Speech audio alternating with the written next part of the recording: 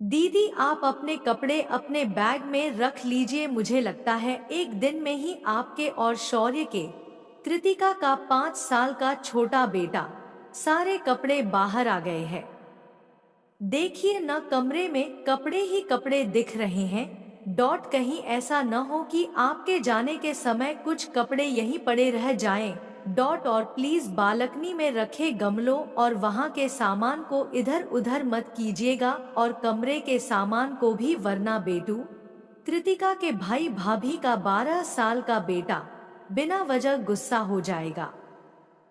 आप बिना बुलाए बिना बताए ही चली आई। अगर बताकर आती तो आपका रहने का इंतजाम नीचे किसी कमरे में करवा देती।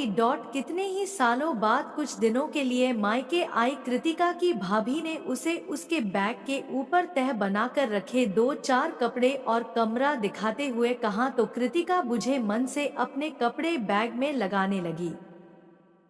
क्या करती वो वैसे? भाभी ने कुछ गलत तो नहीं कहा था। बैग में कपड़े रखने से कोई कपड़ा छूट जाता तो फिर वापस मायके सालों तक उसके न आने या यहाँ से कोई उसके पास न जाने की वजह से वो कपड़ा बेकार ही हो जाता। पर अपनी भाभी के इस लहजे और कही हुई बातों से कृतिका का मन उदास हो गया था। वो इस उदासी में कब गुजरे जमाने में पहुंच गई उसे पता ही नहीं चला, जहां माँ थे, पापा थे, भाई थे और जान से प्यारा ये घर। लाडो देखो जरा, रसोई की स्लेव इतनी ऊंची ठीक है या और नीचे करवाऊं? कृतिका को बाबा की आवाज सुनाई दी तो लिविंग एरिया का मुआयना करती कृतिका भागकर रसोई घर में पहुंच गई। हाँ बाबा, मेरी और माँ की लंबाई के हिसाब से इतनी ऊंची ठीक है।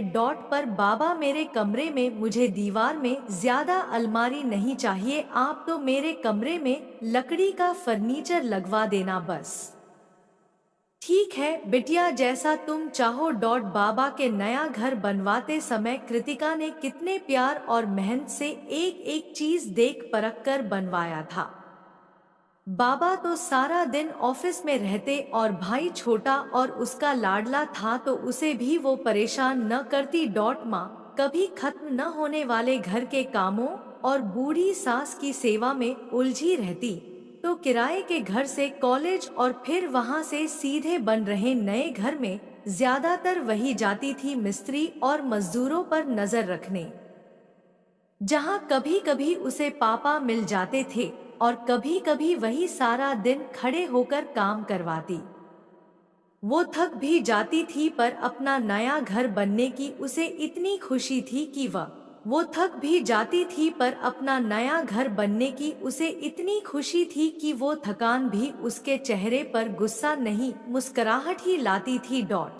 एक बार तो माँ पापा शहर से बाहर गए थे, उन्हें लगा कि वो शाम को लौट आएंगे पर किसी कारणवश वो वापस नहीं आ पाए। तब कृतिका ने बिना किसी परेशानी के अपनी गुल्लक तोड़ मजदूरों को उनकी दिहाड़ी दे दी थी, क्योंकि इतने दिनों में वो ये जान चुकी थी कि मजदूर लोग जो रोज पैसे मिलते हैं उसी से रोज अपने घर राशन ले जाते हैं, तभी उनके घर चूल्हा जलता है। इस बात पर पापा ने वापस आकर कितने गर्व से उसकी पीठ थपथपाई थी। गृह प्रवेश के बाद घर का हर कोना उसने कितनी लगन और प्यार से सजाया था। आज जिस कमरे को भाभी अपने बेटे का बता उसे किसी चीज को हाथ न लगाने को बोलकर गई हैं, कभी वो कमरा उसका था। कितना पसंद थी उसे अपने कमरे की बालकनी, अपनी किताबों या फिर सिलाई कढ़ाई पेंटिंग जैसी किसी क्रिएटिविटी को करते हुए वो हमेशा यही तो पाई जाती थी। फिर एक दिन वो शादी होकर इस घर से विदा हो गई और उसका अपना इतने प्यार से बनाया और सजाया हुआ घर थोड़ा सा पराया हो गया। पर बाबा और माँ और भाई तो उसके तब भी अपने थे। फिर कुछ सालों के अंतर में भाई की शादी और माँ बाबा के स्वर्गवास के बाद जैसे ये घर पूरा का पूरा पराया हो गया था। उस घर में अब एक कमरा तो छोड़ो, एक कोना भी उसका नहीं। था। भाभी ने वर्षों तक सहेजे उसकी पसंद के सामान को हटाकर अपने बेटे के हिसाब से उसके कमरे को तैयार करवा दिया था। वो तो चाहती ही नहीं थी कि वो कभी उस घर को मुड़कर भी देखे, इसीलिए तो वो उसे कभी बुलाती ही नहीं थी। ना कभी किसी तीज त्योहार पर फोन करती। रक्षाबंधन, भाई दूज जैसे त्योहारों पर कृतिका ही जब अपने भाई को फोन करती तो वो भी बस औपचारिक बातें ही करता। कभी गलती से भी वो अपनी बहन से घर आने को ना कहता, और जब कृतिका उसे अपनी ससुराल आने को कहती तो हाँ आऊंगा कभी बोल बात को टाल देता। हद तो तब हो गई थी जब कृतिका दूसरी बार मां बनी और उसने अपने बेटे के नामकरण पर अपने भाई भाभी को बुलाया तो दोनों पहुंचे ही नहीं थे। पहले तो कृतिका को लगता था कि शादी के 15 साल तक कोई बच्चा ना होने की वजह से उसकी भाभी ने उसे बांझ समझ उससे दूरी बनाकर रखती है, पर अब तो उसके लंबे इलाज और भगवान से की प्रार्थनाओं के फलस्वरूप दो बच्चे थे, तो अब उसकी भाभी के पास उससे नफरत करने की क्या वजह थी, ये कृतिका कभी समझ ही नहीं पाई थी। उसका छोटा प्यारा सा भाई भी उससे कोई मतलब नहीं रखता, ये बात उसको अंदर तक कचोटती थी। पर शायद उसने अपने घर की शांति के लिए उससे दूरी बना ली है, ये सोच कृतिका हमेशा अपने मन को समझा लेती थी। पर अभी कुछ दिनों से उसकी तबीयत थोड़ी सी खराब लग रही थी। उसे अपनी बढ़ती उम्र के साथ एक अनजाना सा ये डर सताने लगा था कि ना जाने कौन सा दिन उसका आखिरी दिन हो जाए। जिंदगी का क्या भरोसा, पर अगर वो मर गई तो अपने मायके को देखे बिना तो उसकी आत्मा को तक शांति नहीं मिलेगी। बस यही सोचकर कृतिका खुद से ही आ गई थी, क्योंकि वर्षों तक अपनी जड़ों से दूर रहने से उसकी हरी भरी गृहस्थी और मन का बगीचा मुरझाने सा लगा था।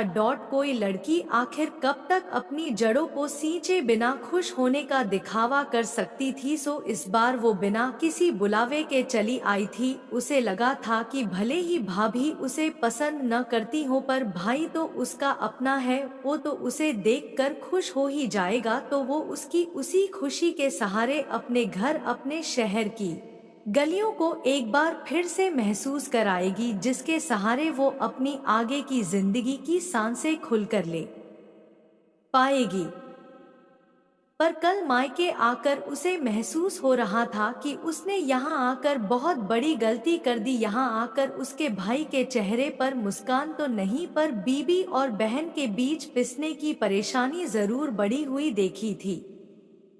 उसके भतीजे को तो कभी बुआ के बारे में बताया ही नहीं गया था। 2 साल का था वो जब उसने उसे देखा था, जब तो वो बुआ बुआ करता उसके आगे पीछे घूमा करता था, पर अब तो उसने अपनी बुआ को तो छोड़ो, उसने उसके बेटे से भी सीधे मुंह बात नहीं की थी। आखिर क्यों होता है ऐसा कि एक लड़की का उसका अपना घर, उसका अपना परिवार इतना पराया हो जाता है? आखिर क्यों उसके अपने माता पिता के घर में लड़की का सारा सामान एक बैग तक सिमट जाता है? आखिर क्यों उसे अपने ही खून के रिश्तों द्वारा इतना अपमानित किया जाता है? आखिर क्यों उस लड़की को बिना किसी गुनाह के अपनी जड़ों, अपने बचपन की यादों से दूर रहने की सजा सुना दी जाती है? कृतिका के मन में लाखों सवाल थे, पर जवाब एक भी नहीं। इसलिए उसने अपना बैग समेटते हुए यहाँ की हवा को भी महसूस किए बिना आज ही वापस जाने का फैसला कर लिया था, क्योंकि वो नहीं चाहती थी कि उसके बेटे के सामने उसकी और बेइज्जती हो और वो उसके सामने अपनी नजरें भी न उठा सके। तभी बाहर से उसके भाई भाभी की किसी से बात करते हुए बड़ी ही चहकती हुई आवाज सुनाई दी।